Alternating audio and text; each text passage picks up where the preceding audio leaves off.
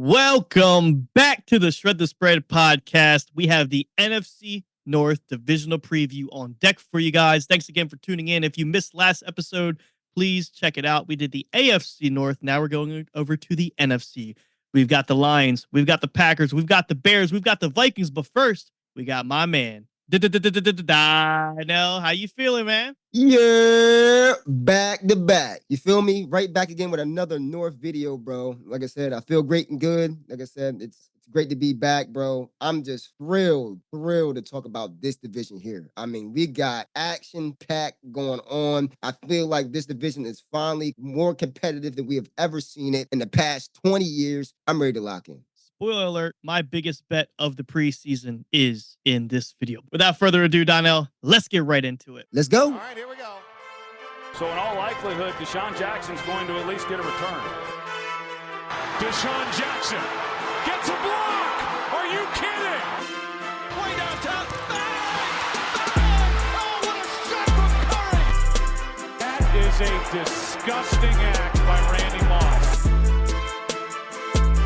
Leaving us off, we've got Motor City Dan Campbell. We've got the Fighting Lions. The Lions are plus 130 to win the division, sitting at 10.5 for their win total. Listen, this team is fun. We love them indoors. We love them at home. We love taking the over. We love taking the Lions. That's not going to change this year. I'm just going to put that out there.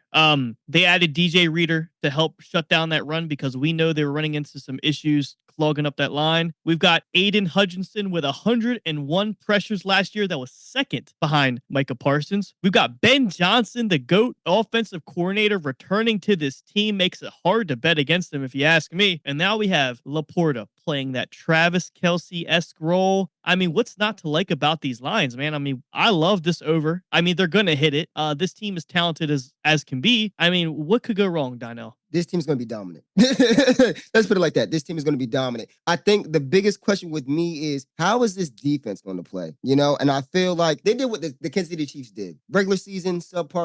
Well, not this past season, because the Chiefs were great all throughout the whole year last year. But it was subpar. Okay, we're getting better in this season. Okay, now it's time to deliver in the postseason. And that's what really, I feel like that's what really sparked it with the Lions. Losing C.J. Gardner-Johnson, granted, he was hurt most of the year. He came back, but when he came back, he provided a lot of energy for that defense. And honestly, I think that was what the whole turnaround was about, was when C.J. Gardner-Johnson came back for the postseason. But bro, what are we talking about? They got weapons at the wazoo. Like, you got one of the best receivers in St. Brown. Jahmyr Gibbs is coming back after a great rookie season. Like you said, Laporta, dog. Like, what are we talking about here? And honestly, I'm gonna give you now. This is I got two dark horse picks. They're both in this division. Oh, Lord. Jared Goff will be an MVP candidate this year. And honestly, I think he might be my dark horse MVP candidate this year. Honestly. I could see it. 100%. I mean, and I could definitely see it too, concerning the fact that, I mean, no one goes for it more than Dan Campbell, so you can get more opportunities to just throw the ball. You nailed it on the head. You hit the nail on the head. The opportunities are going to be there for him to have an opportunity to become an MVP candidate. Endless. And like you said, bro, and just to think about it, year 2, Jahmyr Gibbs, and I don't feel like everybody's kind of under the radar with this. Jameson Williams in his 3rd year now. You know, he's first year, you know, he messed up a little bit, got kind of hurt, and then, of course, the suspension happened around. But his first full year, off season all the way through, he's available throughout. How is Jameson Williams going to fit in this offense? And honestly, with Ben Johnson, to be honest with you, I wanted him as a Commanders head coach, just FYI. Shout out, Dan, you wasn't my first pick, but you're my guy right now. But, man, Ben Johnson, creative as hell, and he knows how to get the goddamn job done. And I feel like him and Dan Campbell are literally the next, remember how they said Andy Reid and Eric Bieniemy were like Kobe and Shaq? Nah, yeah. This is Kobe and Shaq right here. I think this is Kobe and Shaq, literally. Yeah, you've got the head coach who is the coach, the motivator, the leader, and you have the offensive coordinator, which is the genius. He can get anybody open at any time, and you've seen that as a product of this offense. This team, under great condition, they go out there and they run their scheme, and it works to perfection. So there's a bet where the Lions to be the highest scoring team. I think they're the 2nd or 3rd favorite. It's under the specials on FanDuel. Take a stab at it. Obviously they're at home, they're indoors, they're going to be able to put up points, and we know we love Jared Goff in the fishbowl. So, Lions are going to be an interesting team this year. I really look forward to seeing. I think they only are going to be better. Another year of Laporta, another year of Williams Williamson. This is going to be an interesting team to watch, Dino. I'm very eager to see what they do, especially with DJ Reader adding him to that defense. Yep. Wow. But their run defense was kind of exactly another leader to help change that culture. They're making progress. Let's move on to the Packers. All right. Okay. So I'm gonna go through my thoughts on this team. I am very torn, and really because this team is extremely young. Did they overperform last year? In my opinion, yes. But we did see at the end of the season, Love showed flashes of MVP caliber football.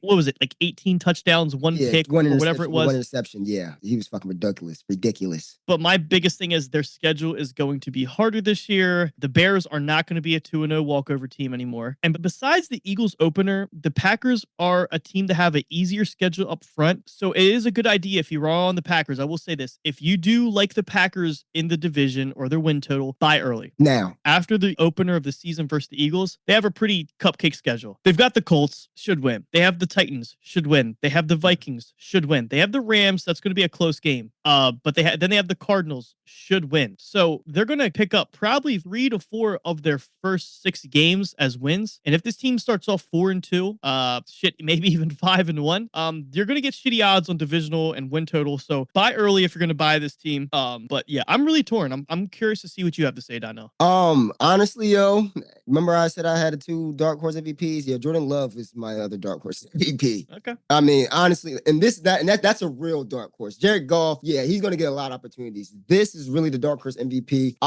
Yes, you lost Aaron Jones, and I feel like he's more of a versatile back compared to Josh Jacobs, but you replace that with Josh Jacobs. Run production would not be a thing there. But yes, the receiving core is young, but then again, this is the receiving core is in their 3rd year. Jaden Reed's in his 3rd year. I think Christian Watson's in his 2nd year. They're only growing together, and the fact that they started together since, granted, Aaron Rodgers was the guy when Jaden Reed was there, but once Jordan Love became that guy and that continuity began, you can see the confidence on their faces when Jaden Reed said it. Now that Aaron Rodgers is gone, like, we gonna turn up. Like, this is what they're here all about, and they definitely stepped up towards the end of the season. I only see great things from this offense from that standpoint. Defense, on the other hand, now this is where the kicker comes in.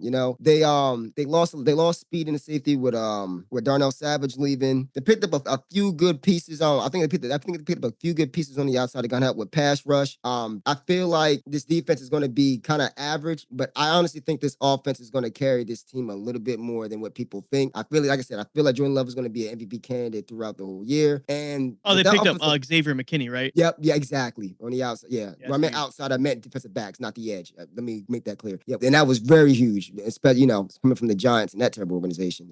My fault. I mean, a little cut. But at the end of the day, I really feel like this Packers team is going to show up, show out. I'm slim. Honestly, I like the over. I like 10. I like 11. I won't go past 11, but 10, 11 is it's really the realm I kind of see them in. I feel great about their second full year without Aaron Rodgers. They got that first year out the way, that the drag and the weight of Aaron Rodgers leaving. But look who ended up on top. They made the playoffs, and yes, Aaron Rodgers got hurt, but he was at home chilling. So I really like this. I really like this team. I still expect them to own the Bears. The Bears will put up a great fight. Don't get it twisted. They'll put up a great fight. I still expect them to own the Bears, by the way. Okay. Yeah. I mean, I can't disagree with what you're saying. I don't know what it is.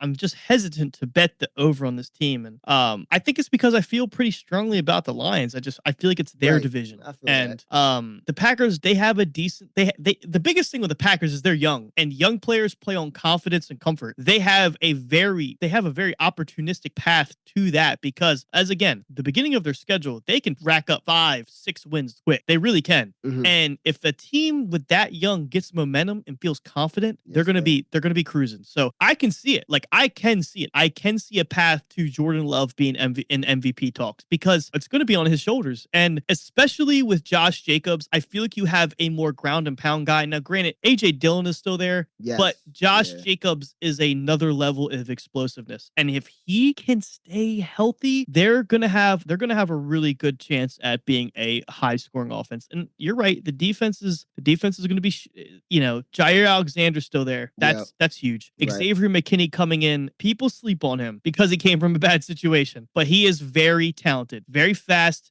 really good in coverage. I really like that pickup. This is going to be a fun team to watch too. This is another interesting division, but let's move on to the Bears. Bears plus 340 to win the division. They have 8.5 win total. I think this is the highest win total for a first round pick in a long time. I can't remember who. I'm pretty sure I looked this up earlier, but I couldn't find one with this I can't remember. Sorry, Yeah. sorry Now guys. you get. You good. But no, it's one of the highest win totals from a first round pick, because generally first round picks obviously fall into poor teams. But the Bears, their win total increased significantly, but rightfully so. Good reason. Picking up Keenan Allen in the offseason is huge. They do have the third easiest strength of schedule. We saw this defense change when Montez Sweat joined the team. The problem that me and Donnell are going to run into is we can't be optimistic on every team in the division. Literally. So literally. someone is going to have to unfortunately be under par, and that's probably why it's going to be the Bears.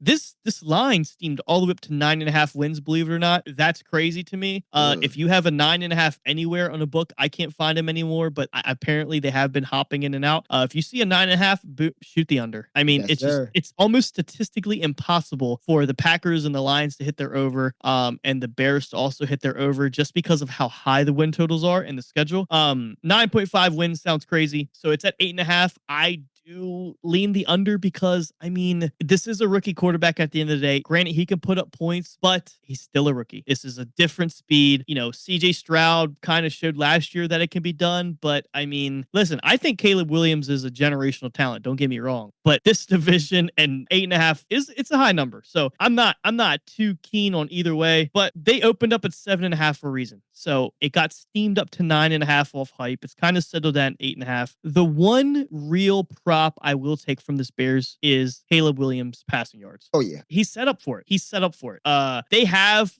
DeAndre Swift in the backfield now. Very good, but they're going to want to open it up. They're going to want to throw the ball. You have mouths to feed on that offense. They've got DJ Moore, who needs his touches. They have Keenan Allen, needs his touches. As long as he stays healthy, they're going to have options. They've got DJ Moore, who's going to take top off, and one of the best route runners in the NFL in Keenan Allen. Someone's got to throw them the ball. So I see a very pass-heavy team. I think the coaches want to see what they've got. Eberflus definitely wants to see they want to see promise. Running the ball and losing by 3, that's just not going to give anybody hope. The guy obviously wants to keep his job. He's got an opportunity to have a player coach, relationship, kind of like that Andy Reid, Patrick Mahomes. Someone needs to tie the knot with Caleb Williams, and Eberflus needs to make sure it's him. So they need to let this ball go. They need to put it in the air, and that's why I really am probably going to target the only prop from the Bears is the Caleb Williams over passing yards. My boy, masterclass. That was a masterclass description, my boy.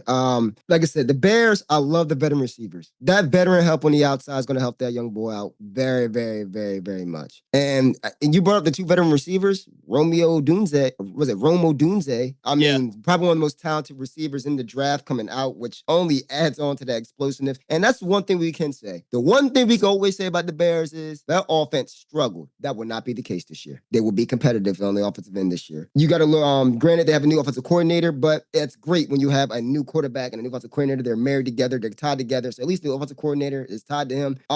My biggest questions defensively, where's the edge help? You got Montez Sweat. Anybody else? I mean, like it's crickets. I understand. Like I understand your defense played tremendously well, and me and Jared banged on the head on that, especially towards the end of the season. That defense played extremely well, but you did lose Eddie Jackson, who was the deeper guy that played in the back end there. Yes, you got Kevin Byard, but that's a free safety. I'm talking about a strong safety. He's going to help in the box. Yeah, and help Kevin Byard wasn't anything special. Philly. I know firsthand. Yep, and firsthand, you just learned from an Eagles fan first. Nothing special. And like I said, you lost Fields. You replace him with Williams. You expect that to be a huge upgrade at quarterback. And getting that O-line definitely helped them a lot too. Adding on to that O-line to help stabilize Caleb Williams and keep him upright while he's going through this, it's fine. Personally, me, as you know, I'm a Commanders fan, so there was talks about Caleb Williams going to Washington 1 and 2. I'm not gonna lie to you. I'm not gonna be biased. Yeah, I ain't gonna lie to you. His voice. His demeanor as a leader, I don't kind of see it. That's just me. I don't see it. And then again, I don't think leaders paint their fingernails and whatever like that. But I'll take that back because the Sixers drafted a TikTok megastar who paints his nails. So let me not say that. But for the most part, the Bears are set up for success in about a year now. So they're still going to take some time to materialize. Everybody talks about how he's the next Patrick Mahomes. Caleb Williams is the next Patrick Mahomes, and he has all this great arm talent. Arm talent is great. I heard that about Zach Wilson, and you see where the fuck he's at. So I believe he's a generational generational talent. I just want to see when you have that generational talent, and you have that great of an arm, are you going to be the best decision maker? Not everybody, or not. There's people that are good decision makers. There's people with great arm talent. There's not a lot of people with both. That's why that's what we're talking about here. So I got to see Caleb Williams be. I want to see Caleb Williams be a leader. I want to see him be in his first role as being a leader. And by the way, Matt Eberflus, is he the guy? That's the biggest question with me too as well. Matt Eberflus, is Hell he the no. guy? No. Thank you, Jared, for answering that. I said not. And you know what? Let's bring up Don Easy's dungeon again. Trust me, he's going to be the one. He's going to be the one that dungeon early. Believe that. Believe that. I'm gonna say this. I am, Donnell's a little bit more down on him, but I am kind of beating the drum on Caleb Williams. I do have high expectations just watching him at USC carry that defensive-less team, and he's put up 50, 60, 70 points every week just to win. The guy is offense. He finds a way. If definitely he gives that Patrick Mahomes vibe. The sidearm, no look. I mean, he does it all. He's very just offensive minded. But you're right, Donnell. Like, you got to be a leader. You got to have the voice because you've got to be the rock for that team. And they're going through a transitional period. You have veteran wide receivers who obviously, it's kind of that's why it's not similar to the Packers because the Packers, they're growing together. The Bears are just expecting Caleb Williams to step in and be the guy. So he's got high expectations, and pressure is real in the NFL. Pressure is real. If you get to a rough start, it is hard to overcome it. And I'm not gonna lie, he's got a lot of weight on his shoulder. He's not in an easy division. He's got weapons. So it's not like he's walking into like a Bryce Young situation. Like, the guy has weapons, but that's why he has the pressure. He's got to perform. So I can see what you're saying.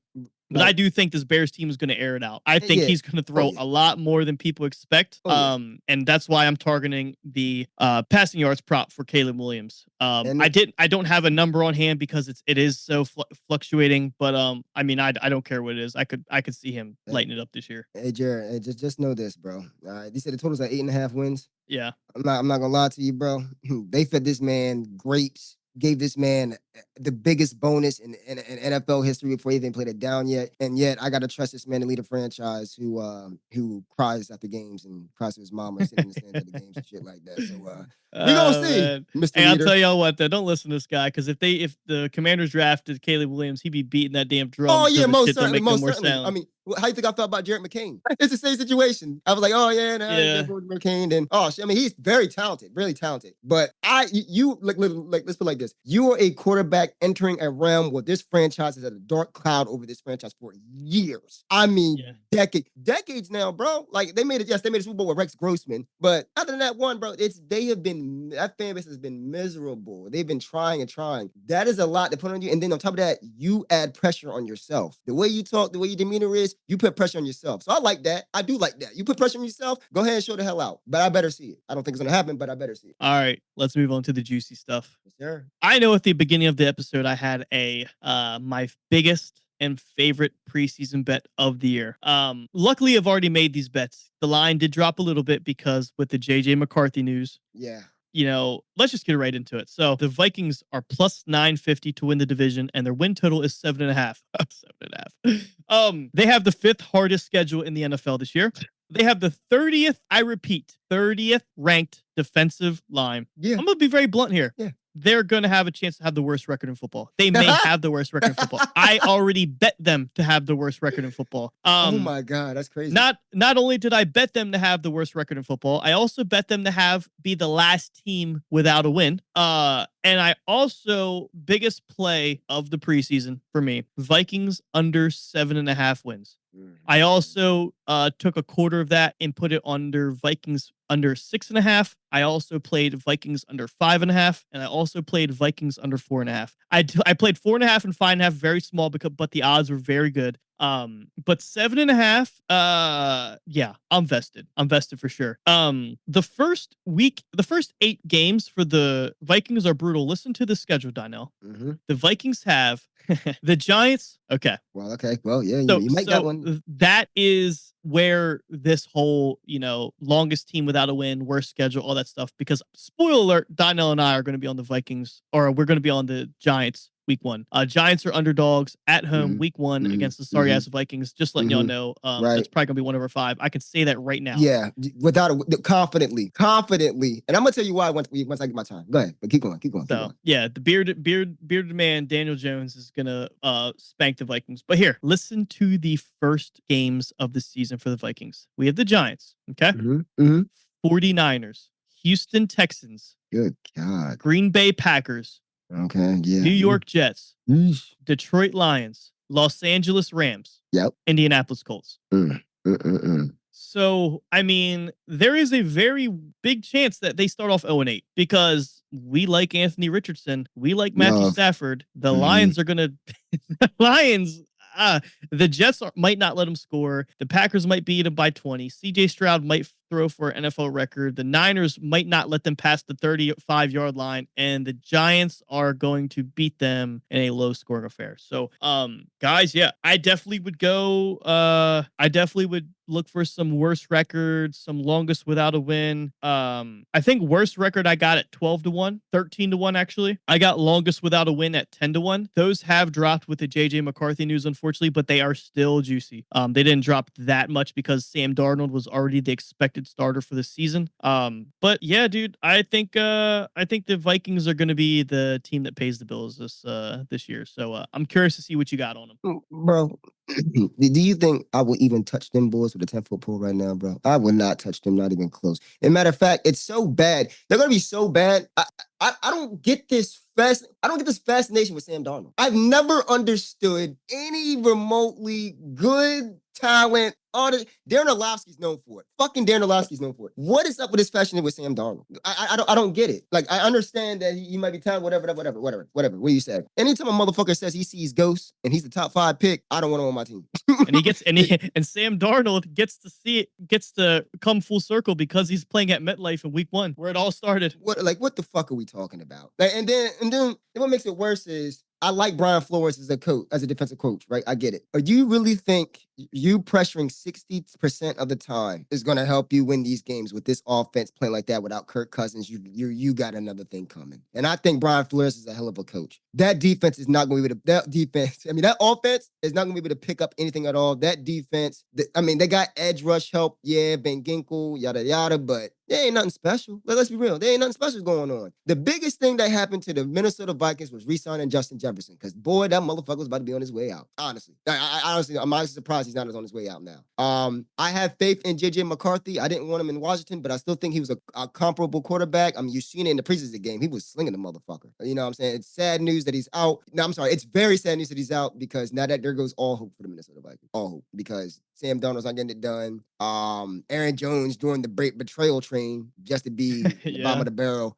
Just to be at the bottom of the barrel. You let the Packers go down there. I'm glad you got your bread, because that's all you're getting. You're not getting wins. So, yep, I like the under 8.5. I'm really down. I love Addison. I love the receivers. Hawkinson. Oh, yeah, Hawkinson's not even 100% back yet. There's no timetable for his return. He's still coming off of that Addison, injury. who knows what's going to have him? He just got a second DUI. Come on, like... Yeah, there's what just are we talking? There's like so much. It's drama. Like, it's like really drama filled. I ain't used to this with Minnesota. It's just so much drama. Donnell said a very key word in last episode on the AFC North. He said camaraderie. This team has negative camaraderie. Not only did they just lose the quarterback that was the glue to this team, they lost their best defensive player in Danielle Hunter, coming off a career high in sacks. They have Justin Jefferson, who almost didn't even want to get paid. He was willing to just play the last year of his deal and test for agency, but obviously he would have missed out on a lot of money. So you got Aaron Jones coming over, which is such a weird spot. Like, this team just feels like, I think the best way I can explain it is someone join a Madden league and let the computer draft their team. Right, literally. This does not make sense to me. So I'm all out on the Vikings. I'm anti-Vikings. Dude, don't get me wrong. Their coach is a dog. He is a beast. Yeah. And that's the only reason that they might have some hope this year. But I'm telling you what, now that, because I was like, obviously before he got hurt, JJ McCarthy, I was like, what do you have to lose? Let the dude go in there and show what he's got. I mean, Sam Darnold's not your future. Let JJ McCarthy get some reps up with Justin Jefferson. Obviously, that's not going to happen. So it's Sam Darnold or die for the Vikings this year? And which side of the wall do you want to be on that? Because I'll tell you You one already thing, know. I'm not betting on him. I can tell you that 100%. So I'm not betting on him. What's like, yo, did I tell you that one year, bro? I'm sorry, in back-to-back years, holy shit. I didn't even know this. In back-to-back years, 2020, 2021, Sam Darnold, 9 touchdowns, 11 interceptions. 2021, 9 touchdowns, 13 interceptions. So really, you got worse. So, I mean, what are we talking about here? Like I said, I ain't got to talk much about that. he's one of those guys where he looks like a beast in camp and practice, and then he goes to the game and forgets what he's doing. He's just And there's plenty of those guys. Plenty of those guys. he's a practice warrior. So, but yeah, there's nothing else I want to beat the drum on.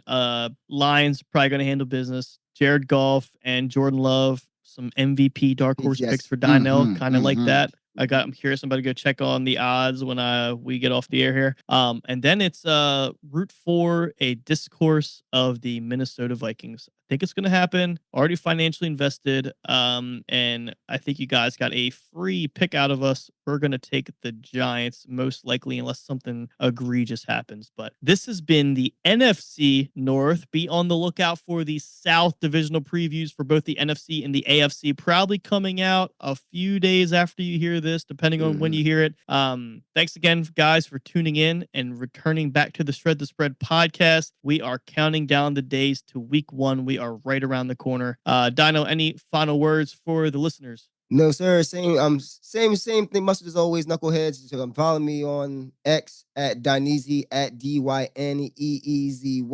Let's just get. I'm just so glad that we're back. Let's get this season off going right. Share it to everybody. It's that time. It is that time. Like, come on, let's go. Let's just keep it going. Yeah, if you like making money or you like seeing a lot of money, be a friend, tell a friend, bring everybody around the campfire. Let's do this together. Follow us on X, Twitter, whatever you want to call it, at Shred the Spread _. You can also follow us on TikTok at Shred the Spread. Or if you don't, depending on where you listen to this podcast, we are on all platform now, including YouTube. So be sure to check us out everywhere you get your podcasts. Until next time for our South Divisional previews, I'm your host, Jared. He's Dynell. Until next time, we'll see you. Peace.